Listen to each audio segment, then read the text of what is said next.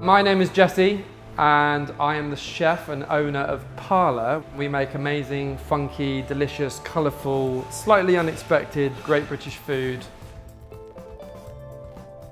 Butter in the kitchen is the #1 product, and it's been very handy to use 250-gram blocks, which are much easier to handle, and I really appreciated that. I was a bit scared of using the salted product, but actually, for most of the things that we use our unsalted butter for, we put so much salt in it that it ends up probably saltier than the salted product in the first place. So in the grand scheme of things, it probably doesn't matter that much. But guess what? The salted butter turned into a quite spectacular chicken Kiev with all the oozing goodness to come out of it. And we didn't end up using any salt in the garlic butter. We just used Arla salted butter. Now, cheese comes in various guises. We use cheese for cooking and we use cheese on our cheese boards. And I would say that there's no crossover. The cheese that we use for our cheese boards is only for our cheese boards and it doesn't get used for cooking. And then the cheese that we use for cooking is a slightly less premium product that goes in sauces and cheese custards and Mornay sauces and various things like that. We've been using it in various different ways. Macaroni cheese was one of our requested and actually one of our most popular dishes at Parla. We actually use 3 cheeses in the macaroni cheese. We do a mature cheddar crisp on top, mozzarella to make it all nice and stringy, and we also use a parmesan as well to grate on it. So we've been given a few different cheeses. We've been given a Tickler mature cheddar and a mature cheddar block.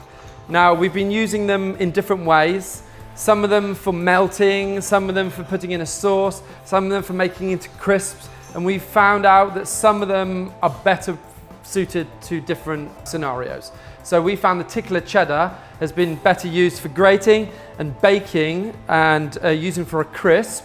But it would also be used well for the sauce. But the sauce worked really well for the mature cheddar block, which is a slightly cheaper, more normal product. The Stilton, Tuxford and Tebbit Stilton we've been using that in our blue cheese custard, which is a fairly unexpected dish where we make a kind of creme brulee dip with a crunchy sweet praline on top and lots of little delicious unexpected vegetables to dip in it. So a bit like a fondue.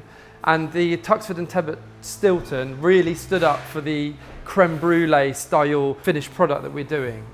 So the Treverian Brie, for us, it worked really well for breading and serving with a cranberry sauce for that 1970s classic of fried brie and cranberry sauce. Now, Quark particularly has been interesting to play with because I was introduced to it by a German chef friend of mine who basically used it for almost everything. He used it for marinades, he used it for sauces, he used it for little squirts and puddles everywhere, all over his fancy plates. And we've been trying to work out the best way to use it as well. And we've done an amazing cheesecake out of the Quark that we've been given. We have many challenges in the dairy supply. One is a never-ending upward thing, especially with butter. It keeps going up and up and up more than anything else. And I've been kind of slightly brainwashed into the whole French cooking style where you just use a lot of butter because it bloody tastes good. Unfortunately, that has a price attached to it. And I am just going to bite the bullet and just charge more for the steak because it's cooked in 2 packs of butter.